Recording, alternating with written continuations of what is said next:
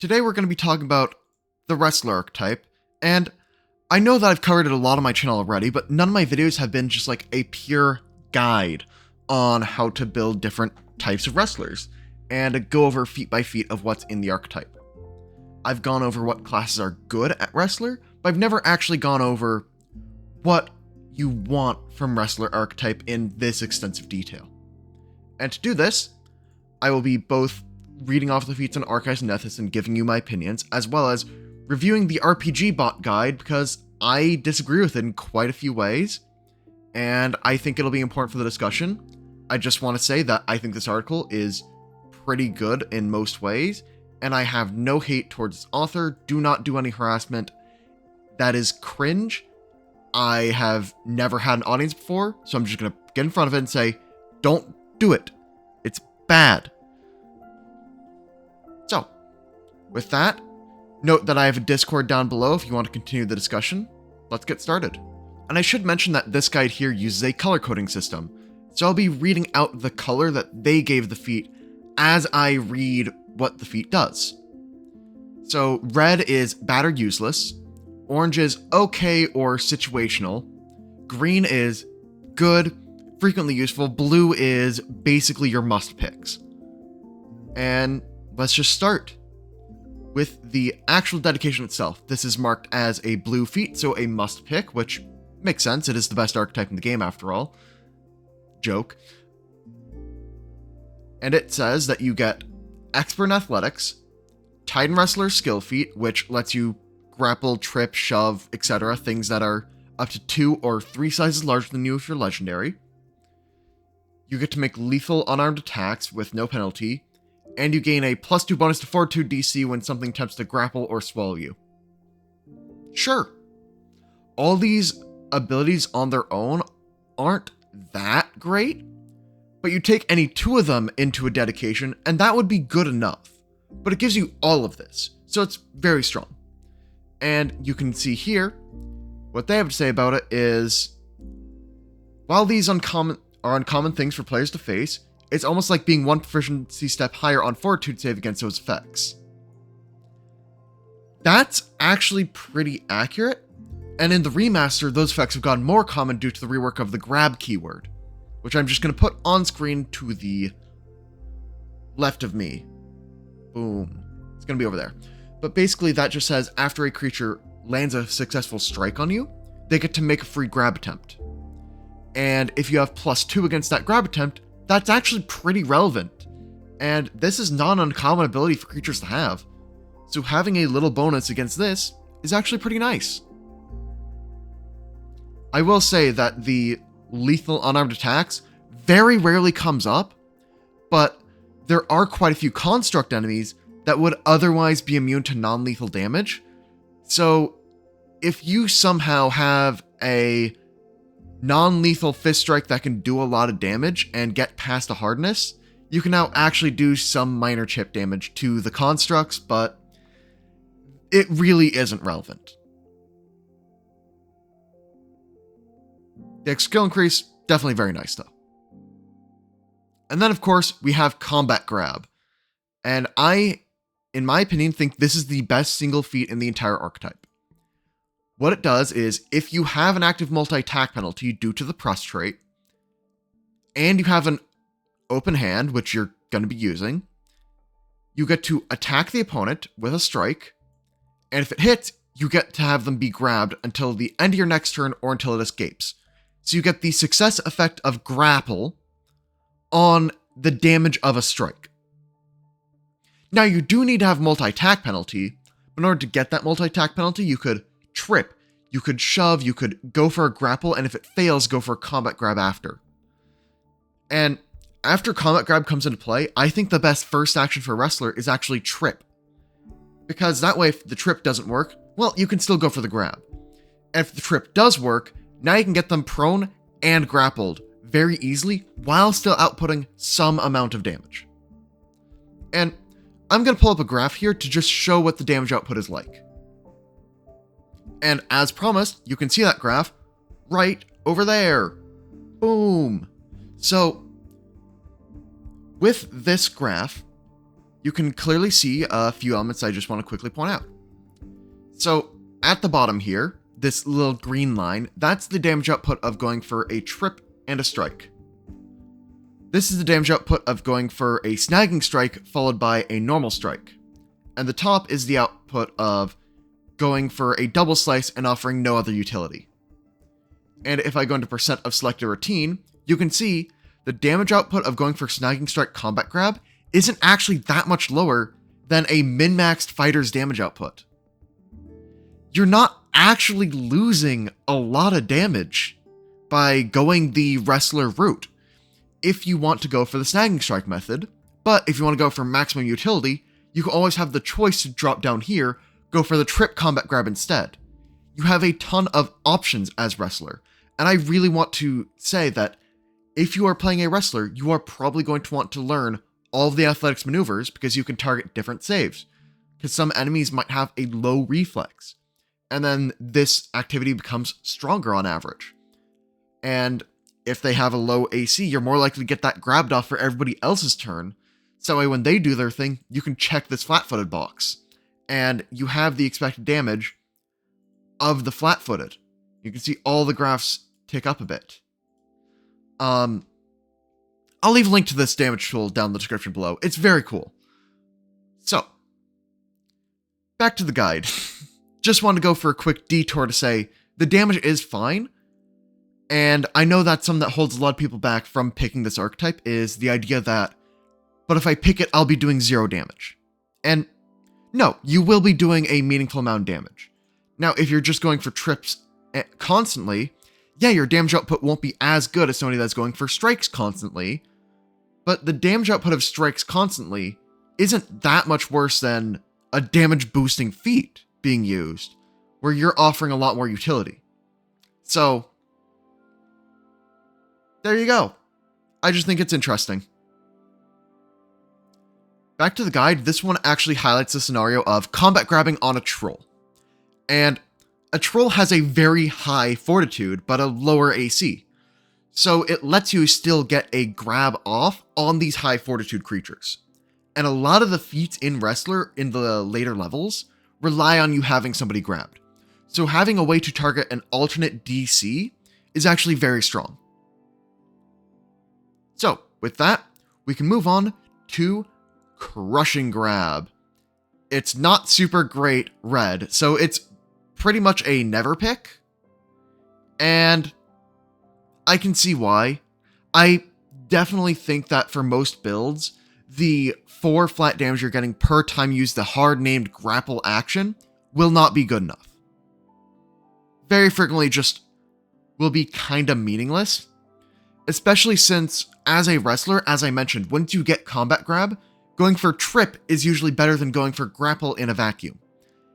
If Crushing Grab applied to every single athletics maneuver, like I know there's a barbarian feat that does that while you're raging, Brutal Bully, I think is the name of it, it then would be a bit more playable.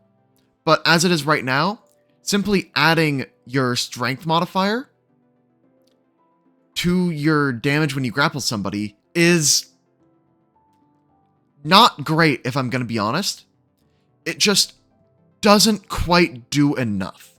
Because if your goal is to do as much damage as possible, your goal will be to combat grab to get your grapple condition every time. So Crushing Grab doesn't activate with combat grab. So I agree, it is usually a hard skip. I will mention, there are some feats later on that do change the effects of the grapple action to be good once you already have somebody grabbed. But at that point, the average expected damage from things will start to be around here. So you're going to be starting to deal like 16 damage already, and that'll be then a third action to do 4 more. And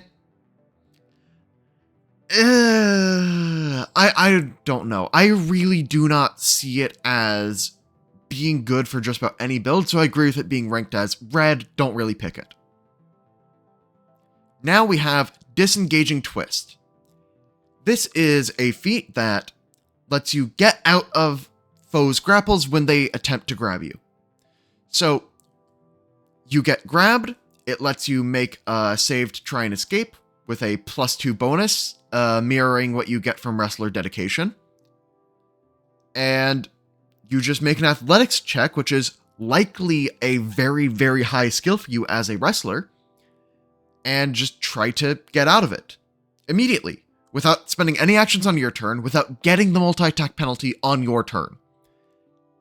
If your GM likes to use a lot of monsters with that grab special ability that got reworked in the remaster to actually do the grapple action, then yeah, this will be really good for you.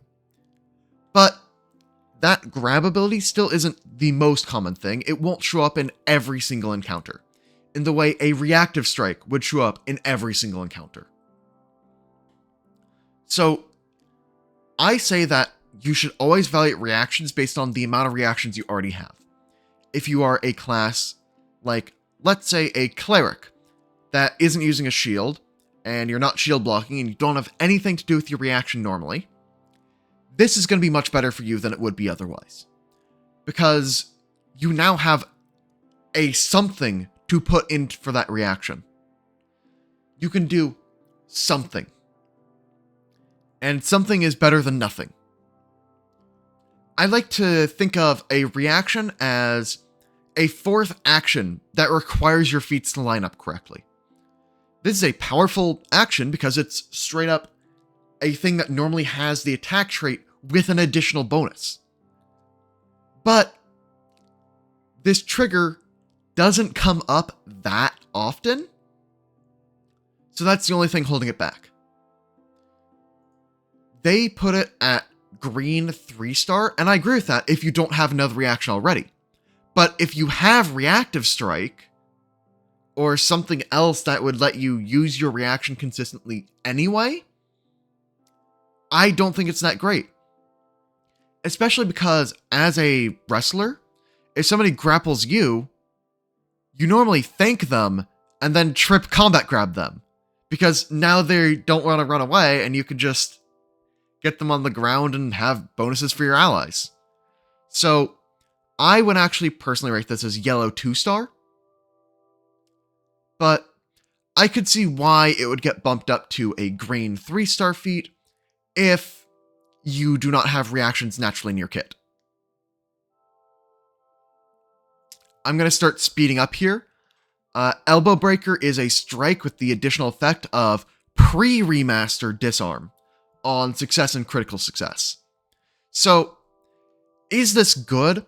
I'm going to say not really, because it has a requirement of you must have the creature grabbed or restrained. Usually, if you have a creature grabbed or restrained, there is a better thing to do with them, but we will get to that later.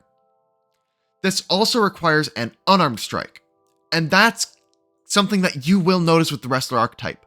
All of its unique feats will require an athletics check or an unarmed strike specifically. So, with Combat Grab and Snagging Strike, because they were originally designed for fighter, they can be used with weapons. And they just say, make a strike.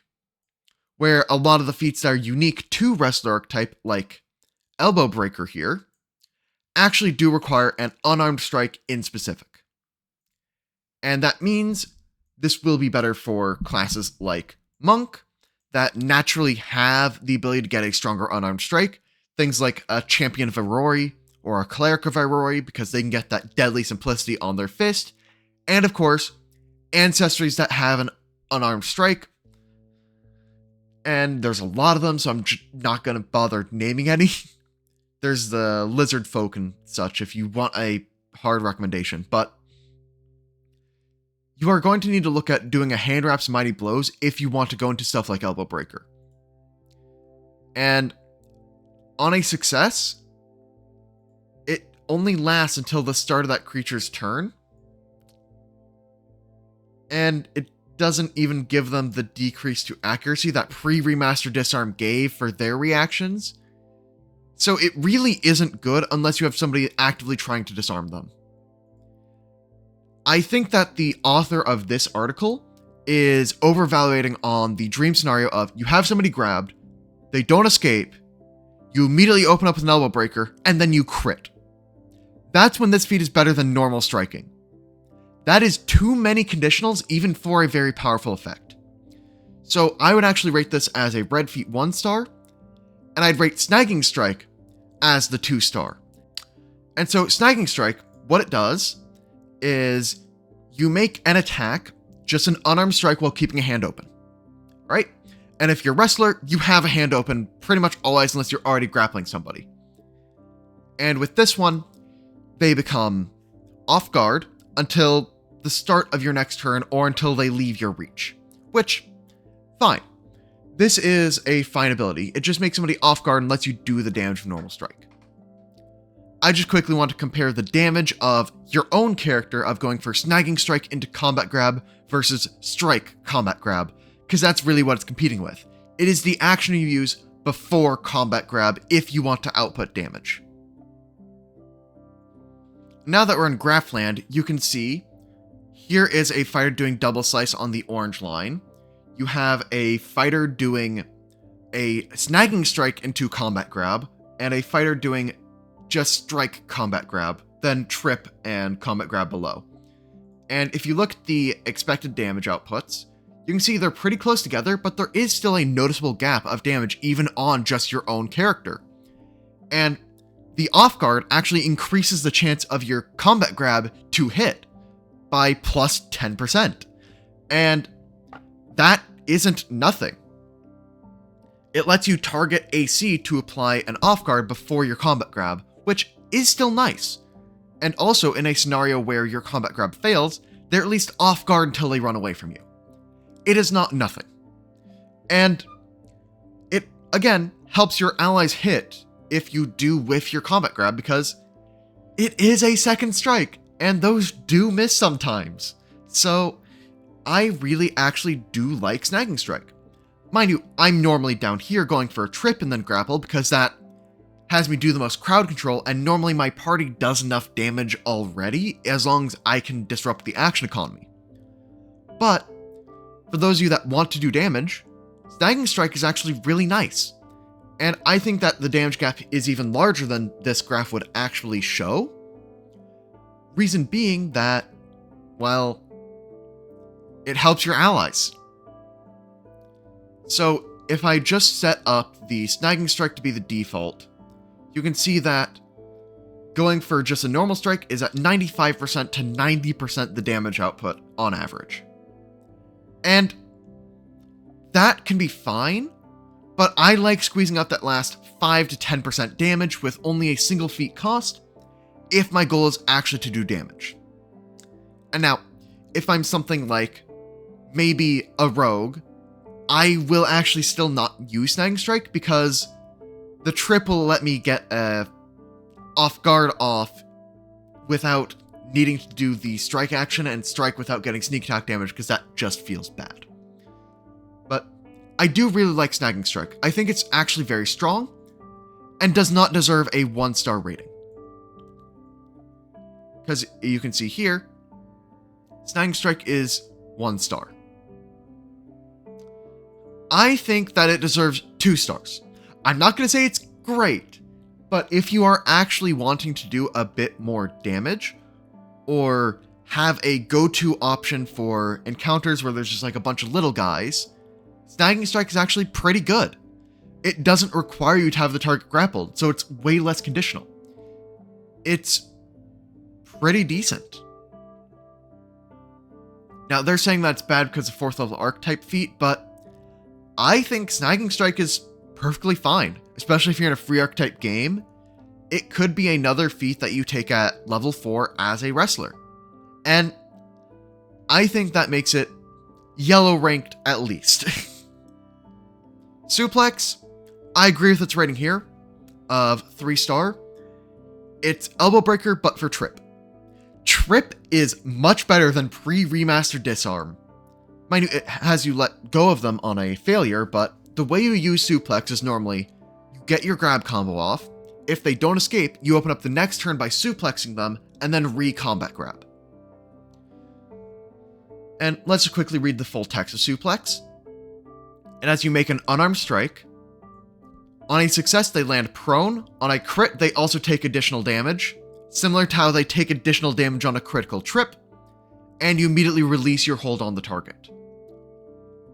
This actually isn't as big of a downside as you would expect, because when you grab somebody, that lasts until the end of your next turn. So if it's at the start of that next turn, you can go for a full accuracy strike, bam, suplexed, they're now prone, and because they're prone, you have a pretty good chance of hitting them with the combat grab and getting them the re-grab and doing this lock. And then if they want to run away, they need to both escape, stand, and then run. And that's pretty difficult. So I actually really like Suplex. Not as a damage option per se, but if they aren't prone, Suplex is just really good. And that's it. It's a conditional that happens pretty frequently because you grab somebody and they don't try to escape. That is still a significant conditional, but I will say it happens more often than you'd think, because a lot of the time when you're grabbed, the correct thing to do is strike back at the thing that's grabbing you, instead of trying to burn actions, escaping, and running.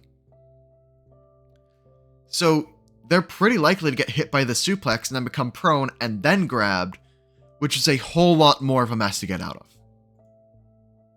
And that's how they evaluated it too, so we're basically in agreement there. And the next feat is Clinch Strike, which was also ranked green.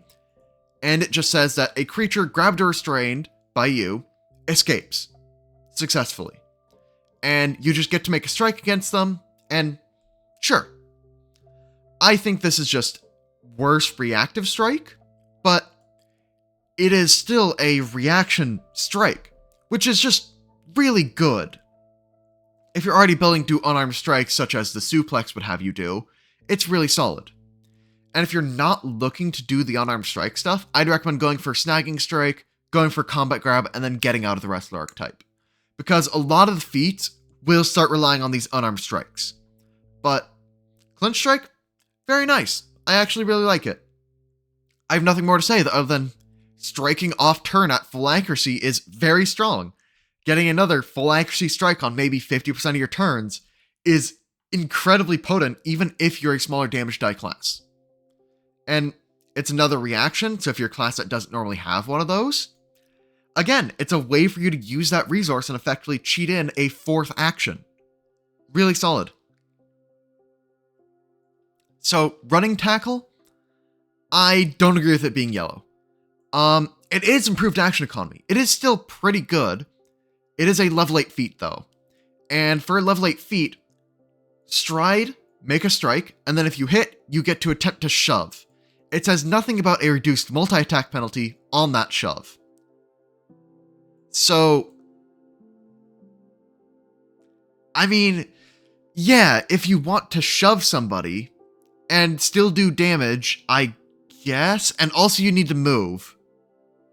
If all those conditionals are met, then yeah, it's good. It saves you one action. But when was the last time you've played a game Pathfinder and went, man, I love how I've been shoving every single encounter? I think shove itself is a red rated action. I don't think shove is very good. Unless you're on a boat and there's somebody on the edge of that boat that you can push off. Unless you're in an area with a bunch of cliffs and open areas. Like, there are campaign settings where this could be better. But in a generic game where you don't have cliffs or boats that often, shove isn't very good.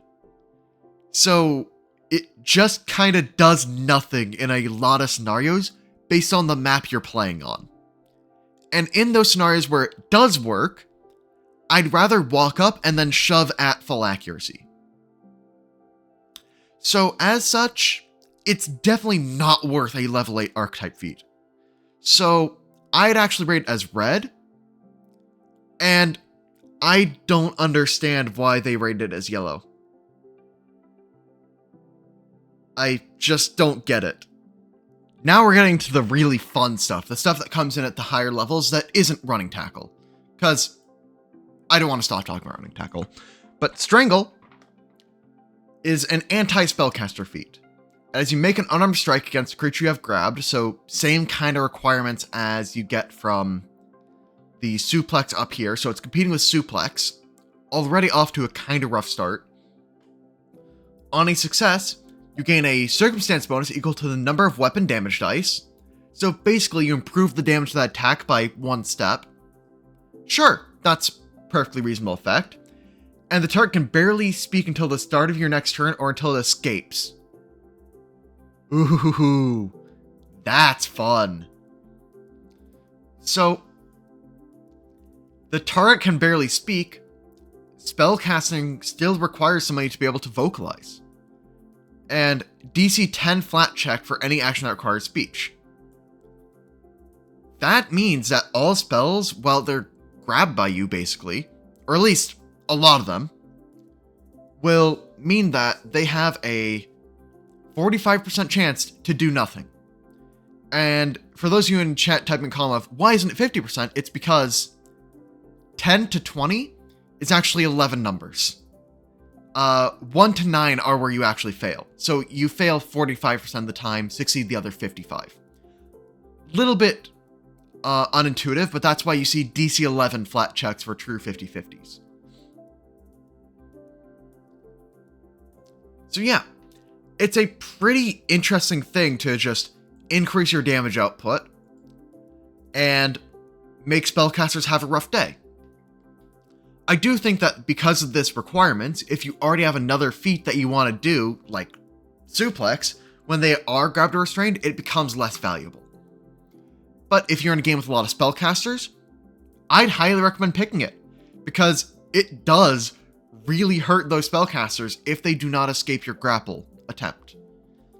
And because it doesn't release them on a critical failure, if they start next to you and you go for the combat grab or a normal grab, going for a Strangle, not bad to just stop them from getting out. They rate it as green here. I don't necessarily agree with that. I think it should be yellow. I think it's more situational. It's good for trying to improve your damage output, but again, has the same conditionals that I've mentioned being kind of rough on Suplex, and then makes it compete directly with Suplex, and I'd rather trip somebody than make it harder for them to vocalize a majority of the time, even if Strangle gives me a few extra points of damage.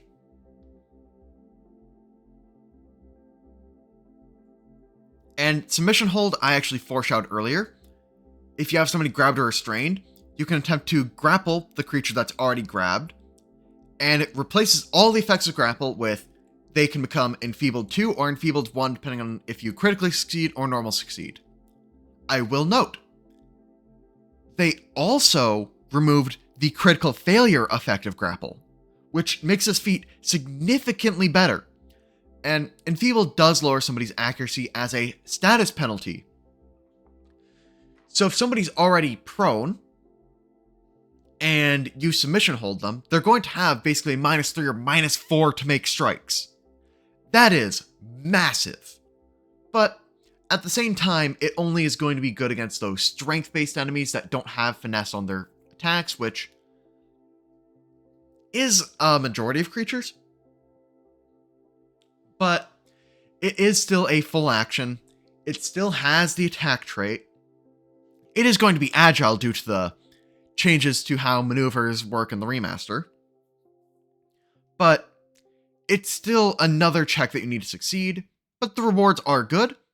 And yeah, I have nothing really more to say on it, other than it's pretty solid. This Enfeebled 1 for 1 minute on a critical success is very, very strong. That's kind of it. Yeah. They rate it as green. I think it's more yellow because, again, it requires you to already have somebody grabbed and then have a multi-attack penalty that's low enough for you to be able to do this. And then it's going to make it so that you want to have them have another -1 to hit, rather than having damage marked on them or anything else. I do think it'll come up. Maybe it's somewhere between yellow and green, but I don't think it's an auto pick. In the same way, I agree with Whirling Throw as an auto pick. Oh boy, Whirling Throw. Whirling Throw is ridiculous. And if you read Whirling Throw, you might go, okay, so I can throw people a good distance, deal some moderate damage, but it still requires them to be grabbed. And you get a bonus for being larger, haha, funny. But there's one trait that's missing that makes this strong. It doesn't have the attack trait. So, theoretically, on your turn, you can go for something like, alright, I did my grab thing, you didn't escape because you didn't want to get Clinch Striked. Now, what I'm going to do is I'm going to try to beat you up twice with Strangle, with whatever, and then I'm going to Whirling Throw you away at full accuracy, and then you're going to need to spend actions walking back into the fight. And you do not have a choice on this. You can't just keep on hitting me. You need to walk back into the fight. That is really strong. And also, if on that next turn where they didn't escape, you can go for a Strangle, a Combat Grab, and if that Combat Grab misses, you then know they're getting released at end of turn anyway, so you might as well have them get released all the way over there. And also, you remember how I mentioned that, like, naval game where you might actually start to see a use for running tackle, the level 8 feat? Whirling Throw is also a level 8 feat in Wrestler Archetype. And you can Whirling Throw somebody 10 feet plus 5 feet times your strength modifier. So if you're having a high strength, your strength modifier is +4, you can throw people 30 feet. That will get them off the boat from the middle of the boat. You know what I mean? Like, you can yeet somebody with this, and it will do a good amount of damage. Bludgeoning damage equals strength mod plus 1d6 per 10 feet. So at the time you take this, that'll be 3d6 plus 4, which isn't no damage. Like, this is incredible. I say this is the second best feat in the Wrestler Archetype, right after Combat Grab. If there are 2 feats to take in Wrestler, it's those 2. Like, I cannot overstate how good Whirling Throw is. Alright, they rate Aerial Piledriver as blue. I'm not sure I fully agree with that. So, Aerial Piledriver, it's basically a suplex in terms of conditionals and making unarmed melee strike, and deals additional damage per weapon damage die. So, it already is increasing your damage output by quite a bit, but it is a 2-action activity. So it's probably going to be, again, you grab somebody, they don't escape, you then think about aerial pile driving. On a success, they land prone. Critical success, you also double all this additional damage, so you're going to be dealing like an extra maybe 66 of damage on a crit compared to a basic strike, which is really good. They still land prone. On a failure, they are no longer grabbed by you, and on a critical failure, you actually fall prone. So if you have a hero point, you can re-roll this and avoid that critical failure condition, particularly if it's your first attack in that round because you had somebody grappled. And you could then, in theory, go for Aerial Piledriver, and that only counts as 1 attack for multi-attack penalty, which makes it better than Power Attack, or Vicious Swing as it's now called, in terms of having a 2-action activity that makes a big old strike. And yeah, now that I'm rereading it and comparing it to Vicious Swing and Improved Knockdown from Fighter, yeah, no, I see it. Despite this critical failure condition, it definitely deserves to be considered one of the stronger feats in the Wrestler Archetype. I definitely see it. Yeah. It is still conditional. It does still require you to get to the start of that next turn and then go for the Aerial Piledriver and then not critically fail, but yeah, sure. And in this fail case, they're no longer grabbed or restrained. They're going to get released at end of turn anyway. Just combat grab them. Easy. Alright, so Ending Me wanted to give a little bit more context here, and you can see that I have more graphs because, woohoo, I like doing this now. So, this top line is a fighter doing Aerial Piledriver. This bottom line is just 3 strikes from a fighter. You can see that Aerial Piledriver does increase your damage on average. Mind you, this orange line here doesn't factor in the on-crit damage from something like a Suplex. So, you might get issues there, but yeah, you can see Aerial Piledriver on a class that does not naturally have a damage steroid of some kind is higher on average, but I'm now going to show you what it looks like on a rogue. And now I have the rogue graph put up, and you can see the orange line is representing the rogue making 3 strikes, and you can see that very often those 3 strikes are going to be more damage on average. Just striking 3 times. So it is not as cut and dry as this feat always increases your damage. It is, does my class have a damage boosting class feature? If you do have a damage boosting class feature, making 1 big strike isn't as good as making a bunch of little ones. But if you're something like a fighter, as I shown in the graph before, it is clear cut that going for the big Aerial Piledriver is going to increase your damage output. Alright, so Spinebreaker does the same thing as Submission Hold, but replace Enfeebled with Clumsy. I think Clumsy is a stronger condition than Enfeebled, because that lowers their AC even further. Because giving something a -3 to AC because it's going to be off guard because you're grabbing it, and now it's going to be clumsy, is actually pretty potent.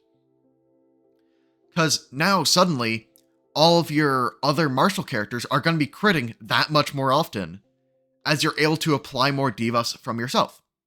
Now, this is assuming that you don't have anybody else playing clumsy and blah blah blah blah blah. You can actually use it, but all the things I said about Submission Hold apply here. And I think Clumsy is a bit stronger because it increases your group's offense as well as debuffing specific creatures' offense abilities as well. I think it's fine. I think it's good. I can see why it's rated green. Maybe it's between green and yellow. Same kind of notes I had with Submission Hold. Inescapable Grasp. It has you counteract teleportation and freedom of movement style effects that would let them automatically escape with a DC 15 flat check. Yeah, I mean, if you come up against enemies with freedom of movement or teleportation effects, pretty common, this will be a must-pick feat. But I played in a high-level game, like 5 or so sessions as a wrestler where I had an Inescapable Grasp the entire time, and it came up once, and it didn't matter for the outcome of that fight. So I really don't think it justifies being a blue ranked ability because it is campaign specific. Not a lot of high level enemies have teleportation effects. And if they do, well, they're still going to need to make that flat check to cast them. But if enemies have a lot of freedom of movement effects, if this is a common ability enemies have, or enemies start preparing it or whatever, this is a great ability to make sure you still function. It is campaign dependent on if you need it, but if you need it, you really want it. But I definitely don't think it's a must pick. It is a must consider. And I don't think that their rating system is good at differentiating between those things. And let's just finish it off with Form Lock. It lets you squeeze creatures back into their normal form by counteracting polymorph effects. I mean, sure, it's funny, but it's not very good. That's all I have to say on it, sadly. Yeah, if you're going up against a boss that you know will have form change abilities, get Form Lock for that one fight and then retrain it. It's funny, but I wouldn't call it good. And so I kind of agree with this 1-star rating here. And who should use this? Let's go talk about this section real quick, because this is actually the section where I disagree with the author the hardest. Because if you look here, they say that Fighter and Monk are absolutely great picks for it. And I don't agree. Because look at what feats were rated blue. Combat Grab, already in Fighter. fighters can naturally have Combat Grab starting at level 2 before the level 4 wrestler would give it. And then you look at Whirling Throw. Monks naturally get Whirling Throw. So they already get access to some of the strongest feats from the archetype. But the thing is, Fighter naturally has stuff that wants to do on-grab foes anyway, because Fighter has access to this funny feat called Dazing Blow. And if you don't know what Dazing Blow does, here you go. It is another press ability, so it requires you to have an active multi-attack penalty, and it lets you potentially stun them. Even if they succeed their save, they get stunned. Like, Fighter has so many good things to do to a grappled target that Wrestler Archetype, while it does give them more options, such as it gives them Whirling Throw, which is very strong, it gives them Strangle, which is pretty good for them to be able to use their high accuracy, it really doesn't give them that much they're interested in because they already have good reactions. They aren't going to be making the grapple action that often. They already have Snagging Strike, Combat Grab, so they're really just getting Suplex, which is only good if they have a damaging unarmed melee strike. So Fighter actually doesn't get that much of a benefit from the actual feats that exist in Wrestler Archetype. Despite on first blush, you would expect it to make a lot of sense. And I'd say Monk is the same, because their primary ability is Flurry of Blows, which has them make 2 strikes as a single action. They don't get to use Combat Grab that well, because in order for them to get a multi-attack penalty, they should only be attacking once, so their Combat Grab has a higher chance of working. Which means they're not really going to be using Flurry of Blows, or they're going to be saying, okay, I'm making 4 attacks this round. So they kind of get this awkwardness. And it really doesn't do a whole lot to solve that awkwardness issue.